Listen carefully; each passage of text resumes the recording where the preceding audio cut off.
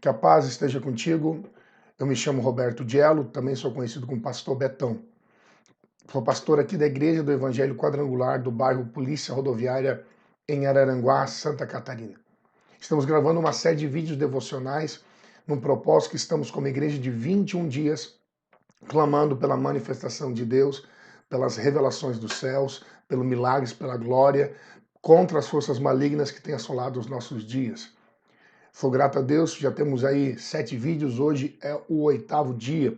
E antes de nós entrarmos na palavra, eu queria que você curtisse esse vídeo, comentasse, compartilhasse, se inscreva em nosso canal, nos siga também no Facebook, no Instagram, IEQ Polícia Rodoviária. Você também pode me acompanhar nas minhas mídias sociais, Roberto Diello com 2 L's, o link vai estar na descrição do vídeo.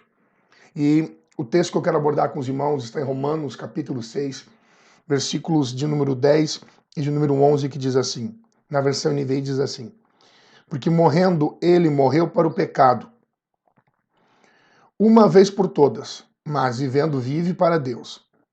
Da mesma forma, considerem-se mortos para o pecado, mas vivos para Deus em Cristo Jesus.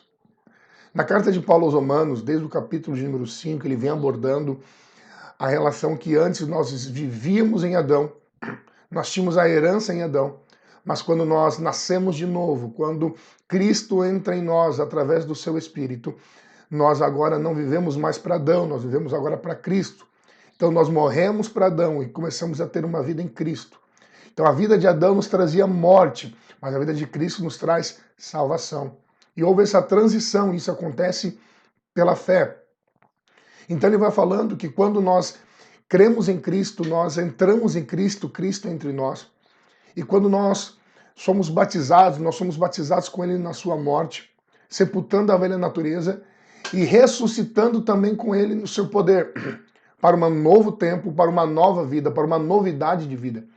O apóstolo Paulo fala à igreja de Corinto que aquele que está em Cristo é uma nova criação. As coisas velhas se passam e tudo se faz novo. Mas quais são as coisas velhas? As coisas velhas são referentes à vida que nós tínhamos na semelhança de Adão, na semelhança da carne. Adão fala do homem carnal. Então tudo que nós tínhamos na carne morreu, passou, acabou. Apesar de ainda termos um corpo natural, mas agora ele não tem mais domínio sobre nós. Porque o corpo natural ele é submisso à lei. Então nós que agora não estamos mais debaixo da lei, mas nós estamos debaixo da graça. E a graça, ela influencia o nosso espírito, porque agora não é mais a exigência da lei, agora é o favor, é a bondade de Deus através da graça. Por isso que no versículo 14 diz assim, pois o pecado não terá mais domínio sobre vocês. Por quê? Porque vocês não vivem mais na lei, vocês não vivem mais na antiga natureza, que estava condenada ao pecado, mas você vive agora debaixo da graça. E a graça não é para mostrar o seu pecado. A graça não é para mostrar o quanto você erra, quanto você falha. A graça é para mostrar o quanto Jesus é bom, o quanto Ele fez, o quanto Ele pagou por nós, para que os nossos olhos estejam fixos na sua bondade, não na nossa velha natureza pecaminosa que erra e falha. E aí então diz que nós temos que ter uma consciência de morte da velha natureza. Nós temos que entender que apesar dela estar ali no nosso corpo, que somente na vinda do Senhor Jesus teremos um corpo transformado, mas nós temos que olhar para ela como morta. Eu vejo que as pessoas, na melhor das intenções, diz que nós temos que lutar contra o pecado, que nós temos que nos esforçar contra o pecado. Mas o apóstolo Paulo, ele traz uma revelação que a maior luta não é uma luta de esforço, é uma luta de consciência. Eu não tenho que lutar, me esforçar contra ele, eu tenho que ter a consciência que pela palavra, quando eu nasci em Cristo, eu morri para o pecado. Como eu vou pecar? Como eu vou querer? Como eu vou estar com ele se já estou morto para ele? Ele diz lá no capítulo 6, no versículo de 1, vou pecar mais para que a graça abunde? De maneira alguma. No versículo 2 diz, de modo nenhum. Como viveremos no pecado nós que já morremos para ele? Então, é criar uma consciência que não é o meu esforço que vai trazer santidade. Não é a minha capacidade de luta contra mim mesmo que vai me fazer ser santo. É a consciência que Jesus fez. É a consciência que na cruz de Jesus, Jesus já levou a minha velha natureza. que na cruz de Cristo foi terminado até mesmo as minhas falhas, os meus pecados, os meus erros, até isso Jesus levou na cruz. E se ele levou, eu não posso trazer de volta. O apóstolo Paulo diz aqui na carta aos Romanos, capítulo 6, então agora que vocês estão mortos pelo pecado, coloquem a velha natureza, crucifiquem o velho eu, a velha natureza, com Cristo.